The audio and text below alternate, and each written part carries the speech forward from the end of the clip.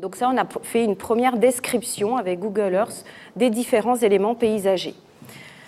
Et on a également déterminé si nos parcelles étaient plutôt enherbées, donc avec de l'enherbement naturel, beaucoup de fleurs abondants, un enherbement plutôt naturel, et il y a des parcelles qui n'ont pas d'enherbement.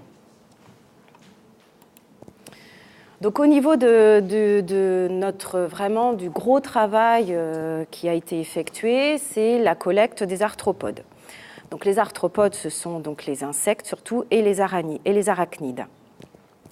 Donc on dispose, en fait, on a choisi de mettre un seul point de collecte au centre de nos 16 parcelles. Donc le point de collecte comprend 2 pièges. Un piège, on va dire le piège, celui-là, c'est un piège combi, donc qui va lui plutôt intercepter les arthropodes volants. Et on a un piège ici qu'on appelle un pot barbeur qui va lui plutôt intercepter tous les arthropodes rampants et du sol. Donc c'est ici en fait que, ici ça nous intéresse en tout cas, et que je vais vous présenter une première analyse. Et donc on a fait, le pot barbeur, c'est juste un pot en fait qu'on enfonce dans le sol et qui, donc en fait les arthropodes passent dessus, ils tombent dedans et ils sont noyés. On met de l'eau, du sel et du détergent pour qu'ils puissent se noyer. Et nous on les récupère en fait toutes les semaines. Donc on a fait ça en 2016, donc une année assez particulière. Et en 2017. Donc on a fait des relevés toutes les semaines de mai à juillet. Ensuite, on a ramené tous nos pots au laboratoire, et ça fait beaucoup. Donc les partenaires, la SICAVAC, la Chambre d'agriculture 41, 37, nous ont beaucoup aidés sur la collecte des échantillons. Et donc ensuite, on les a identifiés à l'espèce. Alors on a 2 méthodes pour identifier à l'espèce. On va voir la méthode classique. Donc on va utiliser les déterminations morphologiques avec des clés de détermination. Alors parfois c'est compliqué parce qu'on a des groupes qu'on ne connaît pas tout, on n'a pas non plus toujours la bonne documentation pour faire les déterminations. Et quand on n'y arrive pas, on passe au barcode moléculaire, c'est-à-dire qu'on va extraire l'ADN, donc on prélève une patte, une antenne, une aile, donc on extrait l'ADN de nos arthropodes. On les séquence et ensuite on va comparer par rapport à une banque de données pour obtenir l'espèce. Donc voilà, ça c'est la méthode du barcode moléculaire, c'est plutôt très efficace. Par contre, c'est beaucoup plus long, ça peut être beaucoup plus long qu'une détermination classique, parce qu'il faut le temps de séquencer, d'extraire l'ADN, etc., d'envoyer les séquences. Donc, mais ceci dit, c'est plutôt sûr comme détermination parce que quand on fait des déterminations avec les clés qu'on a, on peut se tromper parce que ça fait appel à l'œil de l'observateur et on peut se tromper. Donc là, je vais vous présenter les premiers résultats qu'on a eus sur 2016. Donc on a regardé la totalité des pots barbeurs qui étaient sur le secteur de Montrichard, donc pas la totalité, mais 3 dates en tout cas. Donc on a regardé la totalité des arthropodes que l'on avait dans les pots barbeurs, donc les fameux pots au sol qui permettent d'intercepter les petites bêtes du sol. Donc sur 3 dates, par exemple, on a récupéré 600 individus et environ 130 espèces. Donc là, c'est un graphique qui synthétise les différents groupes d'arthropodes avec leur régime alimentaire. Donc dans les pots barbeurs, on récupère en grande partie en fait les fourmis qui font partie des hyménoptères. On a récupéré aussi beaucoup d'hémiptères. Donc des hémiptères qui sont donc plutôt des punaises ou des cicadelles ou des pucerons. Donc ceux-là sont herbivores, ce sont des nuisibles. Ensuite, on a récupéré pas mal de coléoptères. Donc, parmi les coléoptères, on a un groupe ici qui est les latrididés. En fait, les latrididés, ce sont des tout petits coléoptères qui font 1 millimètre ou 2 et qui ont un régime alimentaire assez spécifique. En fait, ils sont fongivores. Donc, il semblerait qu'ils s'alimentent d'oïdium. On a également des coléoptères qui sont herbivores. Donc, ça, c'est plutôt des chrysomèles et des charançons. Et on a aussi des coléoptères qui sont carnivores, et donc ça, ce sont surtout les carabes. J'en parlerai tout à l'heure. On a également des acariens, les fameux acariens qui sont herbivores, et on a également en abondance assez importante les araignées. On a également des mouches, des diptères, et aussi, en nombre, aussi pas mal en quantité, les opilions. Les opilions, ce sont un ordre chez les arachnides. Ce sont en fait les faucheux, c'est ce qu'on appelle, c'est les individus qui ont des corps en boule et les grandes pattes. Donc ça, c'est les faucheux. Donc, en conclusion de cette première analyse, nous voulons savoir quels étaient les auxiliaires majoritaires dans les peaux-barbeurs, donc dans les insectes, dans les arthropodes du sol. Donc, on a récupéré beaucoup d'araignées, d'opilions dans la classe des arachnides, et dans la classe des insectes, on a récupéré beaucoup de carabes. Et moi, je vais vous parler d'une analyse qu'on a faite sur les araignées et les carabes, en lien avec le paysage, surtout, et l'enherbement. Donc, quelques grandes généralités sur les araignées. Donc, les araignées sont des prédateurs généralistes. Donc, on dit qu'elles sont donc de protection. Elles ont des exigences spécifiques selon leur habitat. Donc, elles peuvent vivre effectivement vraiment au niveau du sol ou alors au niveau de la frondaison, c'est-à-dire au niveau du tronc, des branches et des feuillages. Et chaque famille, en fait, au sein de chaque famille d'araignées, les modes de chasse sont similaires. Les araignées, elles sont vraiment déterminées aussi par leur mode de chasse. Donc, elles sont toutes carnivores. Donc, les araignées sont réputées sensibles, en tout cas. Elles peuvent indiquer des variations de milieu. Donc, c'est assez réputé. Et donc voilà. Donc ça, les araignées ont été très étudiées dernièrement dans les vergers, donc par le CTIFL. Donc ils ont regardé si les araignées pouvaient être des auxiliaires, notamment sur les tordeuses. Alors nous, au niveau de ce qu'on a trouvé, donc là, moi je vous avais parlé d'une analyse sur 4 parcelles. On a dégagé les araignées, les carabes et les opilions. Et ensuite, on a regardé les araignées sur les 16 parcelles en 2016. Alors au niveau de... Alors, on a identifié 8 familles, donc 159 individus, ce n'est pas beaucoup, 8 familles, 35 espèces quand même, et 3 familles majoritaires. Les araignées sont très compliquées à déterminer morphologiquement, vraiment très compliquées. Donc, en fait, la famille majoritaire que l'on a retrouvée, c'est les thomicidés, c'est ce qu'on appelle les araignées crabes. Donc, ce sont des chasseuses à l'affût, elles sont très généralistes et elles sont plutôt au niveau des 15-20 cm au niveau du sol. Donc, assez spécifique du sol quand même. Et elles peuvent donc manger des hyménoptères, des lépidoptères, donc surtout des chenilles, et des pucerons. J'ai mis en gras ce que l'on avait aussi retrouvé dans les peaux-barbeurs. On a également en deuxième famille majoritaire les lycoses, ce qu'on appelle les araignées loups. Donc, ce sont des chasseuses à court et qui peuvent prédater des colamboles, des larves d'insectes au sol, mais ça va être vraiment des proies spécifiques au sol qu'elles vont prédater. On a également des Gnaphosидés. Donc, j'ai trouvé assez peu de biblios sur les Gnaphosidés. Donc, ce sont des chasseuses à court. Elles peuvent consommer d'autres araignées, des petits arthropodes, cloportes, autres coléoptères. Et elles vivent sous les pierres. On a également retrouvé, et là on commence à passer sur des familles assez minoritaires, donc les Lignifidés, juste une espèce. Donc elles chassent avec des toiles, et elles peuvent consommer des pucerons, des mouches, des colamboles, fourmis, araignées, et des chenilles. Et elles sont aussi au niveau de la frondaison du sol. On a également retrouvé des salticidés, donc c'est ce qu'on appelle les araignées sauteuses, qui donc chassent à court. Donc, ce sont des araignées qui peuvent faire des bonds assez impressionnants pour attraper leur proie.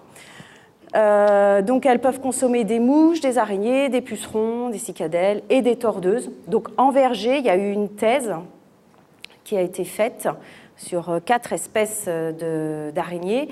Et il y a un genre chez les salticidés qui consomme en fait des tordeuses, donc surtout le Carpocaps. C'est assez récent, ils peuvent manger aussi des fourmis, des opilions et des forficules. Ça, c'est la biblio, nous, c'est ce que j'ai un peu recensé. L'autre ordre chez les arachnides, ce sont les opilions. Donc là, on a retrouvé assez peu de diversité. On a retrouvé quasiment une seule espèce d'opilion, qui est Phalangium opilio. Alors, les opilions vont être un petit peu plus généralistes, voire même un petit peu détritivores et omnivores. Ils peuvent consommer même un peu des végétaux. Donc, en fait, on ne les a pas vraiment analysés. On le fera peut-être un peu plus tard. Pour l'instant, c'est vraiment concentré sur les araignées. Alors là, c'est un tableau qui essaye de synthétiser les corrélations qu'on a pu mettre en évidence. En vert, ici, c'est les prédictions. Voilà, donc les prédictions d'après la biblio. Sachant que je ne l'ai pas dit tout à l'heure, les araignées sont assez peu étudiées en vigne. J'ai vu une étude suisse, vraiment sur les araignées et l'enherbement. Voilà, donc en fait, les prédictions sont un petit peu plus globales et ne concernent pas forcément la vigne. Voilà, donc ce sont des prédictions par rapport, en tout cas, à ce qui a pu être observé au verger. Donc verger de pommiers, pruniers, pêchers, voilà. Alors, concernant vraiment l'effet des éléments paysagers ou des éléments semi-naturels comme les haies, les bois, il y a des études quand même assez contradictoires. On peut avoir des effets positifs sur l'abondance et la richesse d'araignées, donc des éléments semi-naturels, mais en fait, on s'aperçoit que ça varie beaucoup en fonction des familles. Et du coup, c'est un petit peu logique aussi, parce que comme les araignées, elles peuvent vivre sur différents niveaux de strates herbacées. Selon la qualité et la gestion de l'habitat, on va avoir des effets plus ou moins contraires. Ça dépend ce qu'on regarde comme famille d'araignées, où elle vit, son micro-habitat. Il y a des fois, si elles ne sont pas concernées par la gestion de l'habitat, forcément, il ne va pas y avoir d'effet. Il y a également une thèse en cours en ce moment donc à Bordeaux sur la vigne et sur... on va dire apparemment les effets des éléments semi-naturels sur les communautés d'arthropodes et du coup des araignées aussi et des carabes. Les deux sont regardés. Donc il semblerait que la richesse et l'abondance augmentent en fait avec le pourcentage d'éléments semi-naturels. Donc les araignées seraient sensibles donc en tout cas aux éléments semi-naturels. Nous, ce qu'on a trouvé là en orange, là, c'est ce que nous on a trouvé avec notre analyse sur 16 parcelles. Donc au niveau de la richesse, nous on a trouvé finalement que la richesse, donc la richesse en araignées, la richesse spécifique, donc le nombre d'espèces, on a trouvé que en fait c'était plutôt corrélé avec une grande surface de vigne autour de notre point de collecte. Sachant que nous, ce qui est important à regarder, et si on veut comparer par rapport à d'autres études, c'est qu'on a un unique point de collecte au centre de la parcelle. Quand on veut regarder les effets des éléments semi-naturels, il faut quand même faire des collectes un peu plus, il faut quadriller vraiment son environnement.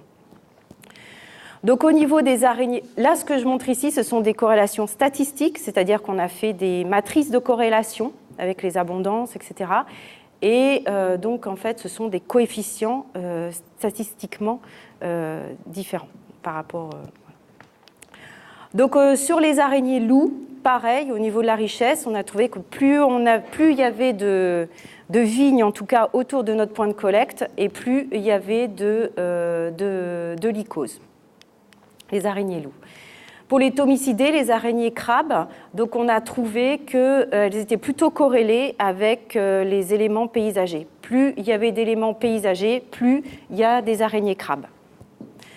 Pour les phalangidés, donc les opilions, pareil que pour les araignées crabes, ils ont l'air d'être un peu plus sensibles aux éléments paysagers. Au niveau de l'enherbement interrang, d'après la biblio, il semblerait que l'enherbement augmente la richesse et l'abondance en araignées loups, les lycosidés. Nous, par rapport, là, on n'a trouvé aucune corrélation sur la richesse vraiment en araignées et l'enherbement. Sur les araignées loups, on a trouvé qu'effectivement, plus c'était enherbé, plus on avait d'araignées loups, plus on avait d'araignées crabes et plus on avait d'opilions. Donc on a une assez forte corrélation de l'enherbement avec les deux familles majoritaires d'araignées du sol. Au niveau de l'habitat, donc on a regardé en plus, donc je n'ai pas trouvé de biblio, c'est pour ça qu'il n'y a rien, mais au niveau du sol, vraiment du type de sol, on a trouvé que les familles d'araignées étaient corrélées au type de sol. Donc, par exemple, ici, les araignées loups préfèrent les sols sableux et les araignées crabes préfèrent les sols argilo-calcaires. Au niveau des proies, ce qu'on dit en fait, donc du coup sur le rôle vraiment en tant qu'auxiliaire des araignées, la biblio dit que l'abondance en araignées va augmenter avec celle des proies. Donc en verger, c'est ce que j'ai dit tout à l'heure, il y a un genre, Issus, je crois, un genre d'araignées sauteuses et 3 autres familles qui sont assez efficaces contre le puceron cendré et le carpocaps. Nous, dans nos corrélations, donc, on a essayé de faire des corrélations entre familles, entre les espèces, et on a trouvé que la famille des Niaphosidés, qui est plutôt environ à 16%, donc, est négativement corrélée avec les familles, avec les Aphididés, ce sont les pucerons en fait. Donc quand je dis corrélation négative, ça ne veut pas forcément dire qu'il y a une prédation, mais en tout cas, c'est statistique, les deux populations évoluent vraiment en sens inverse. Plus il y en a d'une et moins il y en a de l'autre. Donc il y a forcément une relation entre ces deux communautés. Enfin, en tout cas, dans notre échantillon, il faut répéter. Sur les araignées loups, on a trouvé que donc ça, Pardosa agrestis, c'est vraiment l'espèce majoritaire même de tout notre échantillon. Donc c'est une lycose. Et elle est négativement corrélée aux acariens rouges. Donc, plus il y a de lycose, plus il y a de Pardosa agrestis et moins il y a d'acariens. Voilà, pour les thomicidés et phalangidés, on n'a trouvé aucune corrélation. Voilà, donc en conclusion, donc il semblerait quand même que l'enherbement et l'environnement influencent l'abondance et la richesse en araignées. On a trouvé donc des corrélations négatives entre certaines araignées et des nuisibles. Mais on pense aussi qu'il y a sûrement une prédation, en tout cas, d'après la biblio, les araignées mangeraient quand même des cicadelles, des fourmis et des tordeuses. On n'a pas pu mettre en évidence d'effets positifs ou négatifs, en tout cas des insecticides sur les lycoses. Dans la biblio, on dit que les insecticides sont mauvais pour les araignées loups. Les araignées loups, c'est vraiment celles qui sont au sol. Voilà. Donc en conclusion de cette première étude, en tout cas, il semblerait que ça confirme vraiment un rôle de prédateur généraliste dans les vignes et que certaines familles sont plus sensibles à la gestion du sol. Donc là, on va poursuivre les identifications des collectes 2017. On va commencer à les faire là, pour les araignées. L'autre famille, donc les carabes, donc ce sont des insectes. Donc quelques généralités sur les carabes. Donc la totalité, quasiment tous les carabes sont carnivores, enfin 80%. Donc les carabes font partie de ce qu'on appelle du sous-ordre des adéphages. C'est les seuls coléoptères terrestres qui font partie de ce sous-ordre. Et adéphage, en fait, ça veut dire carnassier, abondant, glouton. Les coccinelles font partie des coléoptères, mais c'est du sous-ordre des polyphages, donc elles sont beaucoup moins carnassières. Les carabes, c'est vraiment des prédateurs très opportunistes et très carnassiers. Ils sont très connus en grande culture, très étudiés en grande culture, et depuis une bonne dizaine d'années, ils sont étudiés dans les vergers aussi. Donc, ils consomment des limaces, des escargots, des pucerons, des œufs et pupes de diptères et des chenilles. Ils ont une forte capacité de colonisation. En milieu agricole, on peut recenser jusqu'à 350 espèces de carabes. Et on a différents niveaux de comportement des carabes en milieu agricole. On peut avoir des espèces qui sont très pionnières, c'est-à-dire qui vont vraiment investir le milieu agricole en plein milieu, qui vont arriver les premières. Dès qu'il y a à manger, ce seront les premières.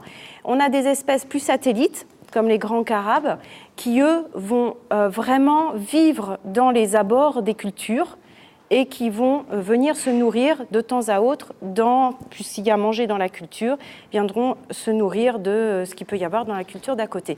Mais ils vont regagner leur habitat qu'elles préfèrent, c'est-à-dire les haies. Les carabes sont réputés, il y a certaines espèces de carabes qui sont réputées sensibles au changement, comme les araignées.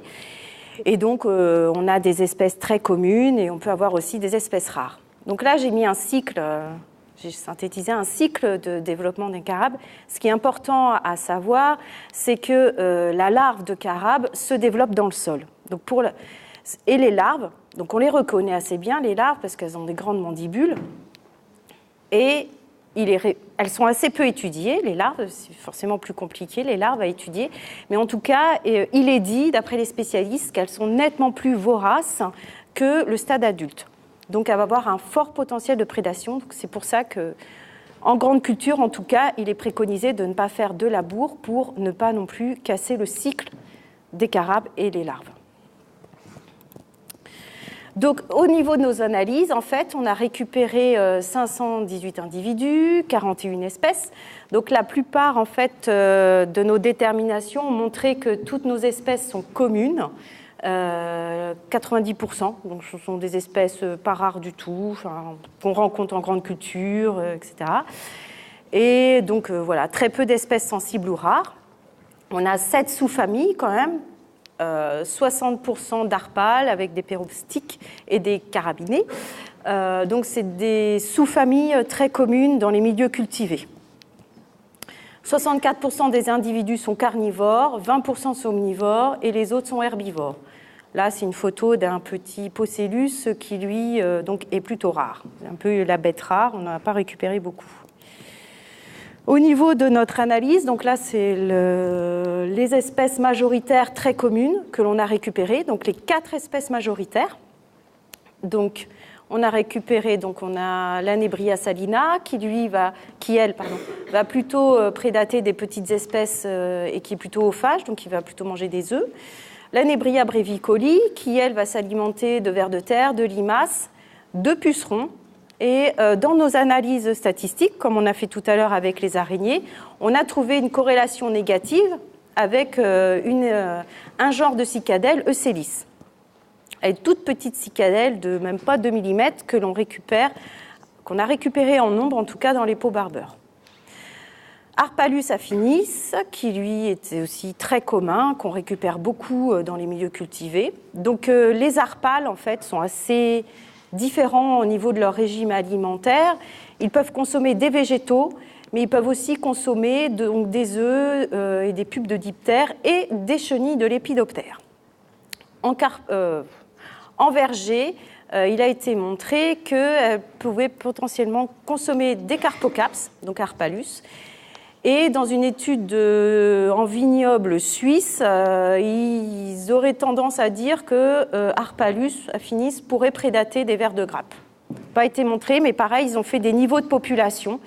Et ils ont vu qu'au niveau des niveaux de population, ça s'inversait. Après, pour aller montrer qu'un narpal va manger des vers de grappe, il faut quand même analyser le contenu stomacal et faire des analyses de biologie moléculaire. On a également récupéré du Carabus auratus, donc qui est le carabe doré, on le connaît assez bien celui-là, et lui va consommer des limaces et des escargots. Au niveau de la synthèse, donc on a essayé de corréler paysage, enherbement avec l'abondance et la richesse en carabe. Donc il semble que normalement le paysage augmente la richesse et l'abondance en carabe. Nous, on n'a pas du tout trouvé ça. En fait, on a trouvé que c'était plutôt corrélé à une grande surface en vigne autour de notre point de collecte. Et c'est normal, en fait, parce qu'on a des espèces très pionnières et on a un point unique de collecte qui est au centre du vignoble. Donc forcément, on va récupérer les espèces pionnières et forcément, celles-là vont préférer les milieux ouverts. Donc c'est normal que ce soit corrélé. Au niveau de l'enherbement interrang, donc d'après les études, les carabes sont quand même... Il y a beaucoup d'études qui montrent que les carabes préfèrent les milieux enherbés. Donc nous, on n'a pas vu d'effet. Donc le dispositif expérimental n'est peut-être pas non plus adapté, c'est même sûr. Au niveau de leur rôle probable peut-être d'auxiliaire en grande culture, donc nous, on a trouvé cette corrélation négative avec une espèce de cicadelle. J'ai oublié un S, ça. Voilà, et potentiellement, ça pourrait prédater les diptères, les pucerons et les charançons que nous, on a retrouvés en tout cas dans les peaux. En conclusion, sur les carabes, on peut dire que par rapport à notre point unique de collecte au centre de la parcelle, plus il y a de vignes dans l'environnement, plus les carabes pionniers sont abondants. On n'a pas vu d'effet désenherbement. Notre dispositif, de toute façon, n'est pas adapté pour observer les espèces satellites. On a une majorité de carnivores et des espèces adaptées aux cultures. Voilà, donc en conclusion, on peut dire que ce sont quand même des bioindicateurs. Les carabes qu'on a retrouvés en vigne, c'est classique de ce qu'on peut retrouver en grande culture ou ailleurs. Donc ce sont vraiment des bioindicateurs de milieux cultivés et pas de milieux naturels, avec un rôle potentiel dans la régulation des ravageurs. En conclusion globale sur les carabes et les araignées, on peut dire que les carabes communs pionniers sont peu sensibles aux pratiques et aux aménagements, que contrairement aux araignées qui, elles, semblent être plus sensibles à l'environnement paysager et à l'enherbement. Donc on va poursuivre ce travail avec des analyses plus fines du paysage. Donc là, on a acquis un logiciel pour essayer de mieux caractériser le paysage autour de nos parcelles. On va regarder les effets des insecticides si on peut. Donc là, on va travailler sur les échantillons de 2017. En préconisation, en tout cas sur ces deux grands groupes de carnivores, on pourrait dire que l'enherbement leur est favorable et que les éléments semi-naturels pourraient augmenter les espèces satellites, aussi pour diversifier les proies et maintenir en tout cas les habitats des araignées. Et j'en ai fini. Et voilà, donc ça c'est mes camarades, donc Marlène, Damien. Et ça c'est un pot barbeur de 2016 qui flottait, vu les conditions météo. Et là c'est tout un tas de photos que l'on prend régulièrement de tous les individus que l'on collecte. Donc on commence à avoir une grosse base de données photos. Et puis donc un grand merci donc aux viticulteurs chez qui on a en tout cas récupéré les bestioles, et bien sûr tous les partenaires et l'IFV et les étudiants de master qui ont aussi contribué à faire les déterminations.